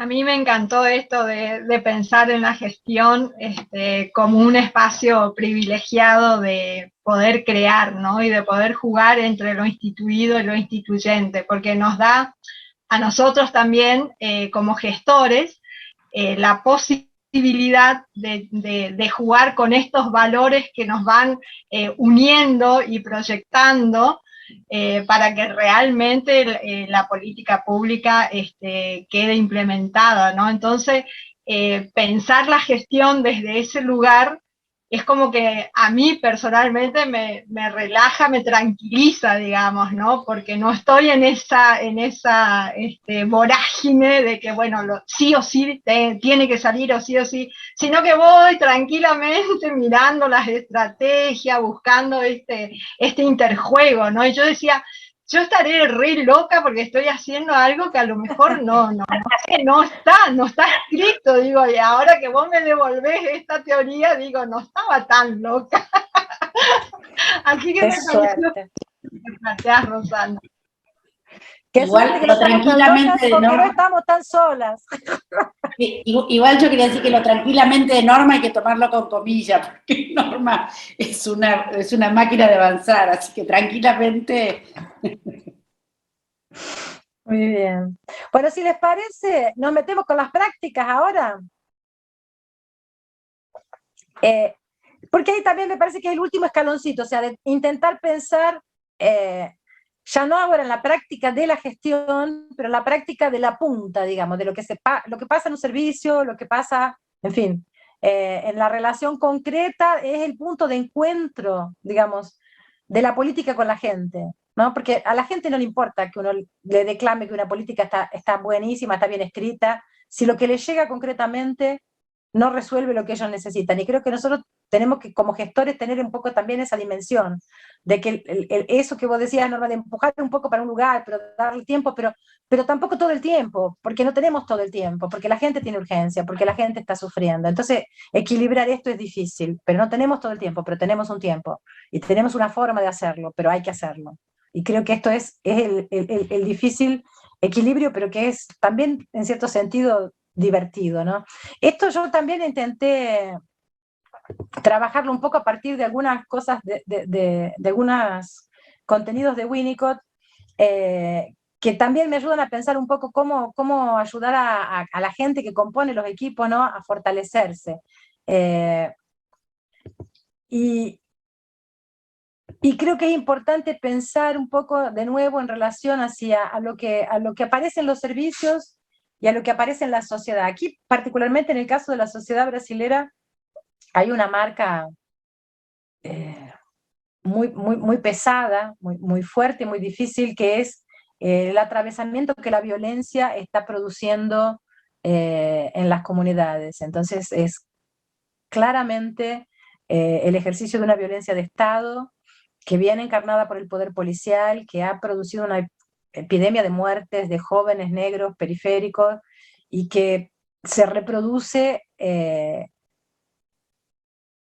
a la manera de reacción, pero se reproduce también porque estos jóvenes son reclutados por el narcotráfico, pero también porque estas comunidades son históricamente postergadas. Entonces cuando llegan con reivindicaciones o cuando llegan con demandas, llegan de una forma agresiva a veces al servicio, ¿no?, pateando la puerta, y esto hace que la gente que trabaja también se sienta agredida. Entonces entramos en una especie de vorágine, en una bola de nieve, de lo agresivo produciendo violencia, la violencia produciendo agresión. Quiero decir, para decir cuáles son algunas de las marcas estructurales, voy a llamar así, que atraviesan en este momento la sociedad brasilera, y que me parece que son las que me interesaba enfrentar en relación a poder pensar esta relación, ¿no?, entre los usuarios y los trabajadores.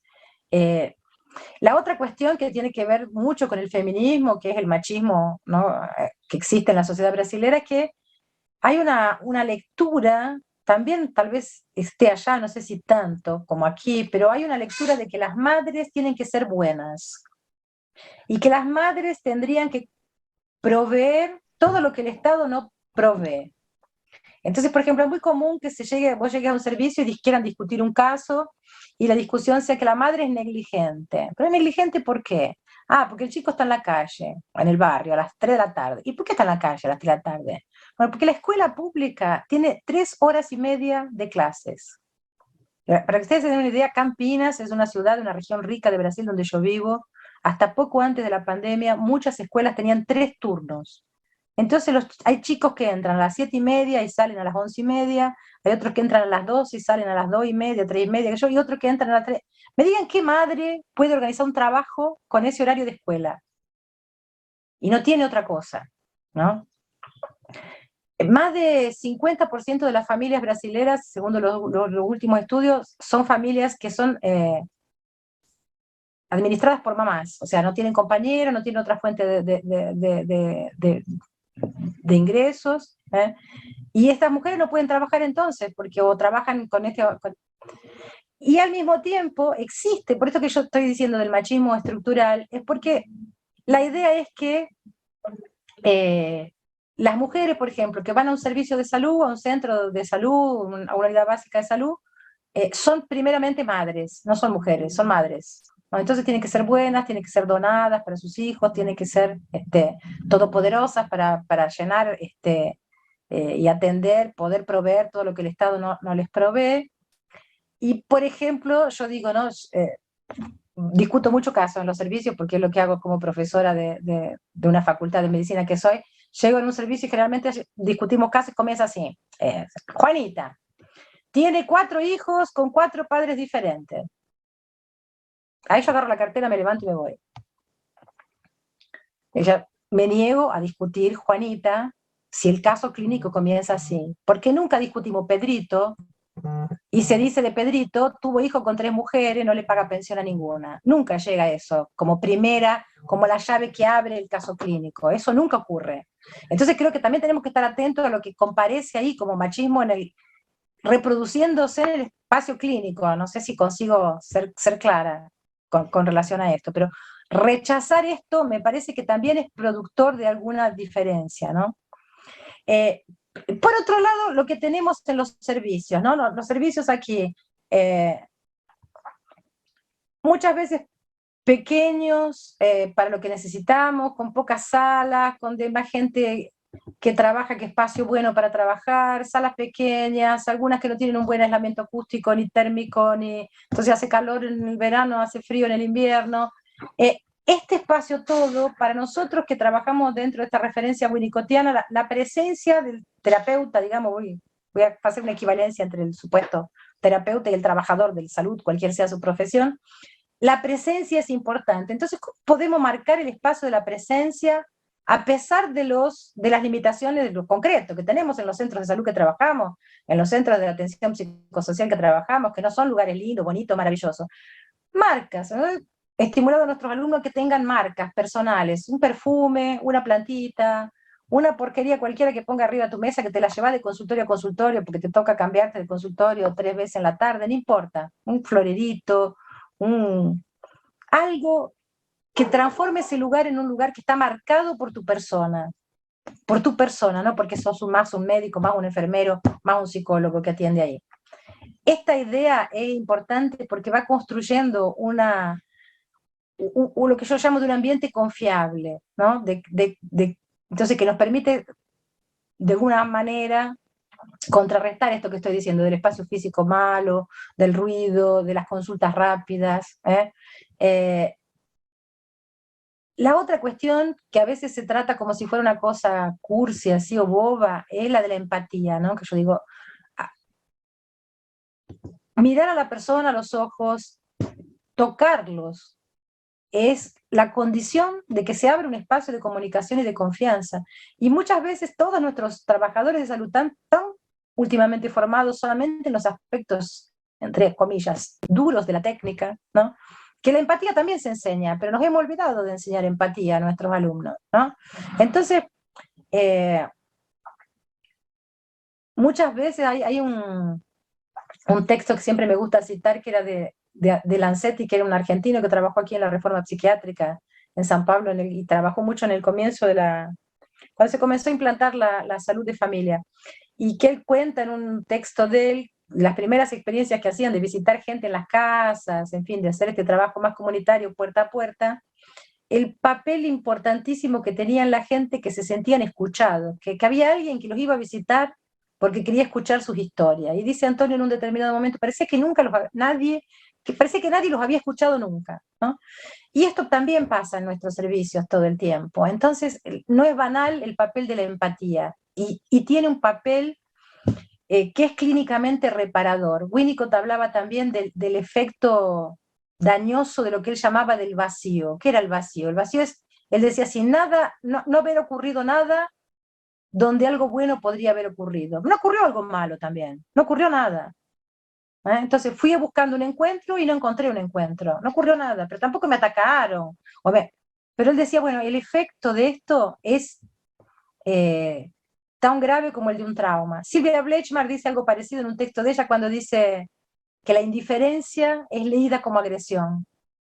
Claro que ellos lo están diciendo refiriéndose al desarrollo del niño, al desarrollo de la primera infancia, pero yo he hecho un ejercicio de estirarlo esto un poco para pensar en estas comunidades de las que hablábamos antes, ¿no? Entonces, generaciones y generaciones que no han tenido acceso a derechos, personas que organizaron toda su vida sobre esta marca de la violencia, del machismo en Brasil, agravado por el racismo, entonces donde son familias enteras que vienen años transmitiéndose de generación a generación su falta de valor, que carecen de valor, que son menos valiosos que los blancos, por ejemplo.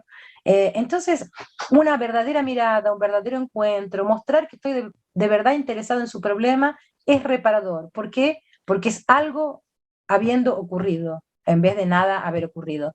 Y la burocratización y las barreras al acceso se transforman en esto que Silvia decía, la indiferencia se torna una agresión. Entonces, muchos casos que uno escucha en los servicios, ustedes deben escuchar cosas así también. Se puso loca, pateó todo, llegó quebrando, rompió, puteó a alguien o quiso pegar. Hay muchas veces gente que está al borde de la subsistencia, está al borde del ataque de nervio. Cuando llega al lugar donde lo tendrían que ayudar y no lo ayudan, estallan, porque no pueden aguantar más, porque no es posible, ¿no? El otro día en el servicio que yo llevo a mis alumnos de 5º año, habían tenido un problema con una paciente el día anterior que yo fui, me empezaron a contar, ¿no? Y esta mujer es de un barrio, que ese centro de salud atiende un barrio que queda unos 4 kilómetros o 5 para llegar al centro de salud, pero que si venís caminando, ellos para poder hacerlo en esa distancia, para que sea de 4 o 5 y no de 10 kilómetros, digamos, lo hacen atravesando un campo. Ellos dicen el pasto, atravesando el pasto. Bueno, viene la pobre mujer, atravesando el pasto, con el carrito del bebé, con el bebé, imagínate, los saltos en el medio del descampado.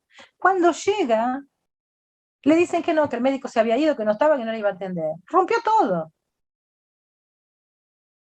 Entonces, y ahí es una comunidad que es tachada por el equipo como, los que viven ahí son violentos, agresivos, y feos, sucios y malvados. ¿Pero por qué son feos, sucios y malvados? Porque no están siendo bien cuidados, no tienen acceso, tienen barreras de acceso, y encima nosotros somos incapaces de entender que hay algo a ser reparado ahí, ¿no? Entonces, que lo que quiero llamar la atención es a que hay efectos clínicos de eso que generalmente nosotros a veces menospreciamos o llamamos, ¿no? como si fuera solo cosa de gente, fulanito es bueno, es cariñoso, pero no es una cuestión de buena voluntad, es una cuestión clínica. ¿Cuáles son los problemas que nosotros vemos de las políticas públicas aquí, por ejemplo? Una muy seria, que también se debe ver en Argentina en algunos lugares, que es lo que yo llamo de la falta de continuidad. Entonces, estas comunidades que tienen mucha dificultad en hacer vínculos, cuando hacen vínculo y consiguen hacer vínculo, por ejemplo, el programa es interrumpido porque cambió el gobierno, o el trabajador que tenía buen vínculo salió porque consiguió otro laburo mejor, o porque acá hay toda una tercerización que es un horror, entonces hay una rotatividad muy grande de profesionales en algunos lugares. Esta falta de continuidad de la política pública también es perpetuadora del daño histórico, social, que esta desigualdad, que esta falta de acceso ha producido. Y reparar esto es condición medio que previa de poder tener otro tipo de trabajo con las comunidades, ¿no? Y el Estado, aquí por lo menos con claridad, actúa, como yo digo, actúa como si fuera un padre omiso, ¿no? No consigue pensar un plan de carrera que ayude a que la gente se fije en el trabajo, no consigue institucionalizar algunas políticas para que se establezcan con mayor duración. Y entonces, por este lado, un lado grave que perpetúa los daños, que es lo que estoy llamando de omisión. Y por otro, en algunos equipos, lo que yo vengo llamando de intervenciones intrusivas o invasivas, que son intervenciones ineficaces o dañosas inclusive, ¿no? Como por ejemplo, aquí ocurre mucho, solicitan la retirada de los niños de la guarda familiar, ¿no? Por apresuradamente, sin haber agotado todas las posibilidades, ¿no? Y son intervenciones que muchas veces parecen atender más a la necesidad de los trabajadores, que se quieren sentir reparados por las propias privaciones que ellos sufren por trabajar en esos lugares, y lo que estoy llamando de privaciones son salarios bajos, infraestructura inadecuada, número insuficiente de gente, jefes omisos o mandones, en fin. Todos esos aspectos CAES los llama en su teoría vincular de entraves a la realización de la tarea primaria. Los entraves a la realización de la tarea primaria nos afectan a todos como trabajadores, pero es muy común entonces que esos trabajadores, de una cierta forma, tomen su reparación, la hagan de una forma que invade, es invasivo del otro. Estoy dando el ejemplo extremo de la retirada de la guardia de los niños, pero a veces esto puede ocurrir en una visita domiciliar, por ejemplo, o en la forma en que se prescribe a una mujer lo que debe hacer o no debe hacer, si se tiene que separar de ese marido que pega o no, si se tiene que poner un DIU o no, si se tiene que hacer un aborto o no. O sea, son todas formas invasivas de manifestarse y que perpetúan, insisto, una forma de daño que es histórico y social en nuestras comunidades, en nuestras sociedades, ¿no? Y ahí el lado de los buenos, digamos, entre comillas, lo que serían los buenitos, que es lo que yo he llamado de protección desresponsabilizante. ¿Qué es eso?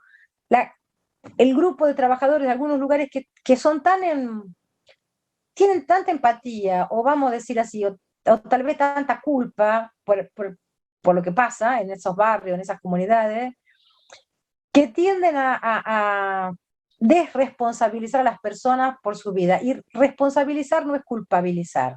Quería hacer esta distinción, ¿no? Por ejemplo, que varias experiencias que yo he tenido aquí en discusiones de casos, por ejemplo, de jóvenes o de niños que están en abrigos, que están en instituciones, ¿no? Y me llamó la atención, me empezó a llamar la atención eso, porque en varios casos diferentes y en abrigos diferentes, los niños estaban abrigados y no se sabía el nombre de la mamá, el equipo que los cuidaba no sabía el nombre de la madre. Y me despertó esa curiosidad de pensar en los niños que no tienen madre, porque viste que nosotros decimos, en psicoanálisis se habla mucho por Lacan, ¿no? Del nombre del padre, ¿no? Pero estos eran niños sin el nombre de la madre. Yo digo, ni el nombre del padre ni el nombre de la madre tienen estos chicos. ¿Y por qué que el equipo, o sea, por qué que estas mujeres no tienen que ser responsabilizadas en un cierto sentido de saber dónde está su hijo, de que los pueden visitar? Entonces, en teoría es una protección, pero es una protección responsabilizante. O a los padres que no se los llama, por ejemplo. Entonces dicen, ay, el padre es omiso, el padre no participa, el padre no viene. ¿Lo llamaron alguna vez? Ah, no, la mamá ya dijo que no viene. Pero llámenlo ustedes del servicio, llamen, vean si él no viene realmente. O sea, ¿por qué evitarle al hombre este problema? Porque la ex mujer ya dijo que él no viene. Llámenlo igual, porque él es responsable. Y que no venga, pero llámenlo igual. No sé si me hago entender, pero este concepto de proteger de una forma que acaba alienando al sujeto de lo que le corresponde, porque es de su vida.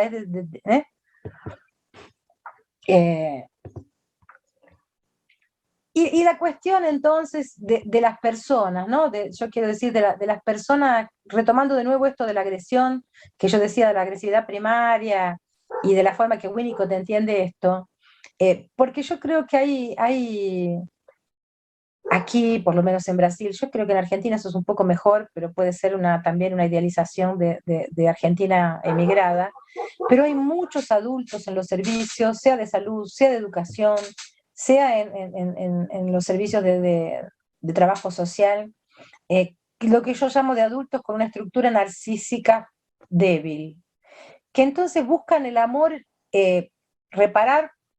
repararse a sí mismos por el amor o por la obediencia de los jóvenes, por ejemplo. Eso en los equipos que cuidan de adolescentes es muy común. O, por otro lado, adultos con miedo de la propia agresividad recalcada que tienen, o sea, están llenos de rabia, pero no la ponen para afuera, y ahí no dejan que los jóvenes ni que los niños tengan agresividad alguna, pero un mínimo de agresividad en los juegos es necesario para el desarrollo de la personalidad. Entonces, es necesario también pensar. Winnicott decía cuando trabajó con la retirada de los niños de las casas en la época de la guerra, y él se envolvió mucho en el montaje de estos lugares que iban a proteger a los chicos, que era necesario llamar para trabajar en esos lugares personas de mente abierta, ¿no? Entonces, más que una característica técnica, una característica de personalidad, lo que él estaba diciendo, o sea, personas que sepan ser adultos, que no busquen ser reparados por los niños, que puedan cumplir su función, ¿no? Eso en los servicios de salud acá es muy común.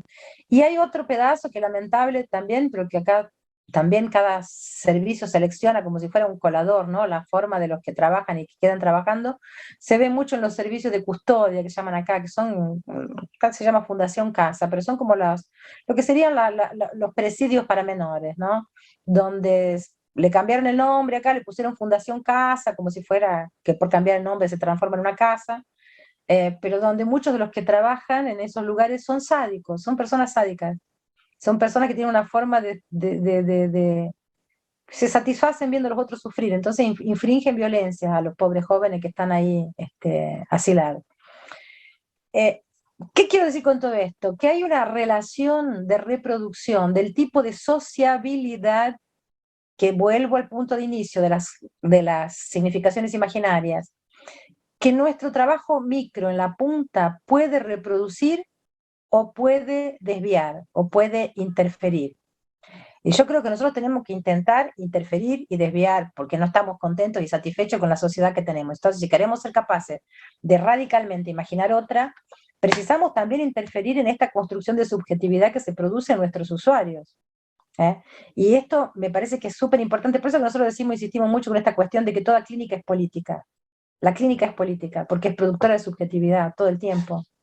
La diferencia que hace para esta mujer, podría haber hecho, por ejemplo, el ejemplo que yo di, la que vino atravesando los 3 kilómetros de pasto para poder llegar al centro de salud y se encuentra con una puerta que se le cierra la nariz. Si hubiera recibido un siéntese, quiere un agua, ya la atiendo, es muy diferente, porque esto recompone de una cierta forma la esperanza que nuestros pueblos tienen que tener en el Estado.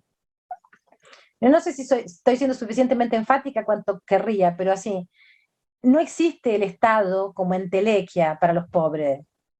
El Estado o comparece o no comparece.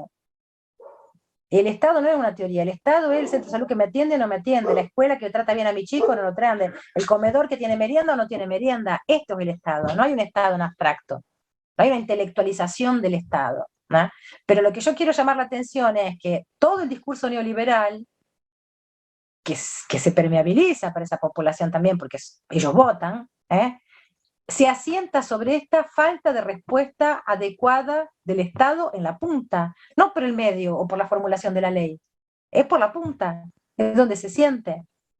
Entonces yo creo que nuestra responsabilidad en ese sentido de contribuir, de nuevo, responsabilidad, no es culpa, nosotros no somos culpados, pero somos responsables de ayudar a pensar de otra forma y a experimentar. Yo creo que hay un momento que es el de la experiencia, que es anterior al de la reflexión. La reflexión viene después, sobre todo para el que está todo el día teniendo que pensar cómo va a vivir mañana. Si va a tener para comer, si va a tener para el ómnibus, si los chicos van a ir a la escuela, si va... La experiencia es fundante, la experiencia es marcante. Entonces cabe a nosotros, cerrando acá para que podamos tener unos minutos de conversación ante el final, pero sí, yo creo que cabe a nosotros, si ustedes me dijeran, ay, como gestora, ¿qué hacemos? Bueno, qué sé yo, intenten esto, hacer lo mejor posible el papel de gestión para que puedan tener equipos que tengan claro que son responsables por ser lo que la gente entiende que es el Estado. Porque nosotros, los trabajadores que estamos en la punta, somos la cara del Estado. Nosotros somos la cara del Estado. Y si queremos que nuestros pueblos nos defiendan y que defiendan las políticas públicas y que defiendan, en fin, modos más justos de organizar la sociedad, tenemos que empezar por mostrar eso, me parece. Bueno, paro por acá, así tenemos unos minutos para que comenten.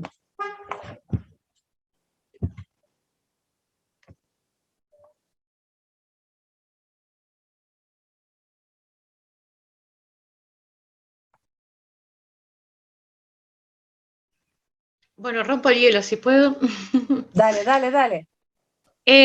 Bueno, todo lo que venís hablando me parece súper interesante, también te he leído mucho, Rosana, y esta red de contención de la que hablabas, que más de contención, digo, hablaría de seguridad, ¿no? Que nos da en pensar en esos espacios protegidos, sobre todo en la gestión, digo, como trabajadora de un equipo de gestión, de ese tiempo protegido que necesitamos para hablar del trabajo, para pensar, para crear nuevos significantes, necesitamos ese tiempo, y hay muy poco en la gestión pública, ¿no? En general es todo, como lo describías vos, acelerado, interrumpido, Y es muy difícil generar nuevos significantes nosotros y retransmitirlos, digamos, hacia los equipos que están en la atención en territorio, e incluso si estamos en el territorio.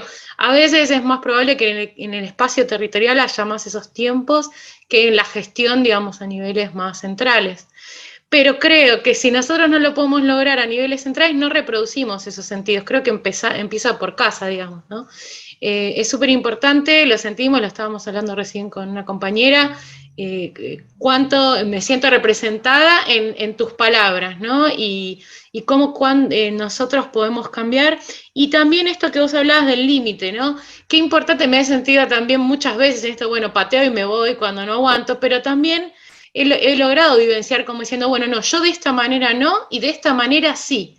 Y a partir que puedo decir, de esta manera sí, algunas cosas cambiaron, quizás no todo, pero algunas cosas cambiaron, y eso también fue crear nuevos significantes e incluso, digamos, empezar a trabajar, y a veces es en pequeños equipos, porque en general supongo que muchos acá, pero yo estoy en una provincia muy grande, mi equipo es muy grande, y entonces aunque sea empezar en pequeños equipos, ¿no? De a pequeños equipos empezar a transformar esas nuevas formas, ¿no? Esos nuevos espacios de tiempo protegido, de generar nuevos significantes.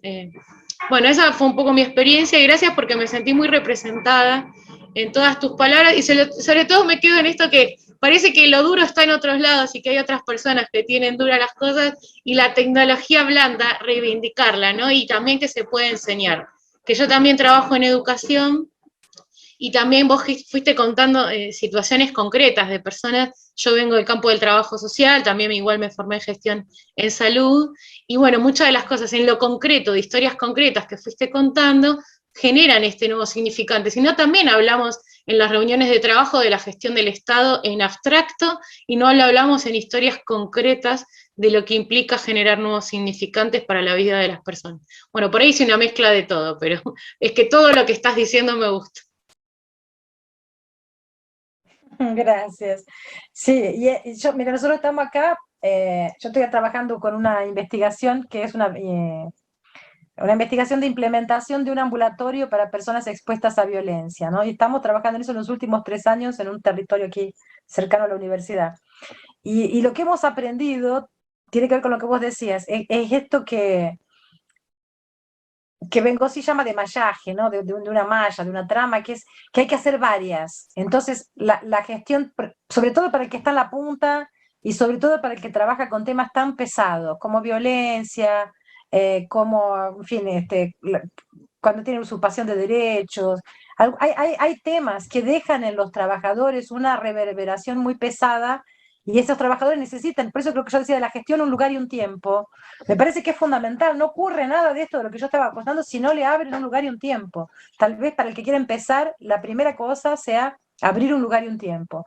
Después cuidar que el setting de este lugar y tiempo sea de calidad, lo que yo decía, de tener un contrato, de saber cuánto, cómo va a ser, de cuidar, de que no se gaste ese tiempo pasando informes que se pueden mandar por email, y que sí se gasten para pensar juntos y para entender otras cuestiones.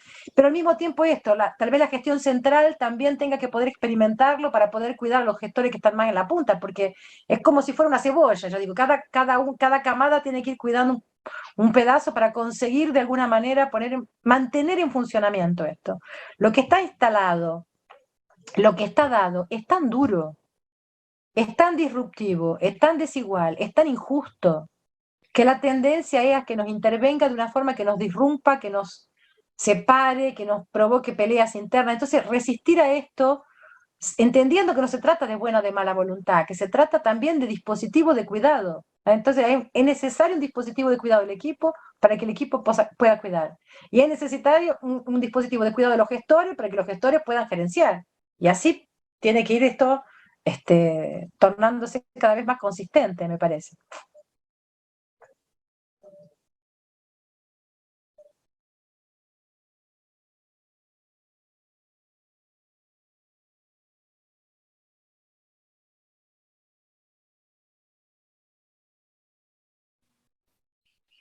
Yo, Sansoni 23, y nos quedan 7 minutitos nada más, quería agradecerte muchísimo, Rosana, ha sido un lujo este encuentro, nos paseaste desde lo más afectivo, individual y subjetivo hasta las políticas públicas, y me parece que estuviste muy atravesada también por esta cuestión de nosotros tenemos la potencia de hacer una transformación, si hacemos una transformación también nosotras desde lo subjetivo, porque vamos a impactar en lo subjetivo, vamos a afectar en los otros y en las otras, y me parece que, bueno, que acá hay un espacio de trabajo donde estamos mirando estas cosas.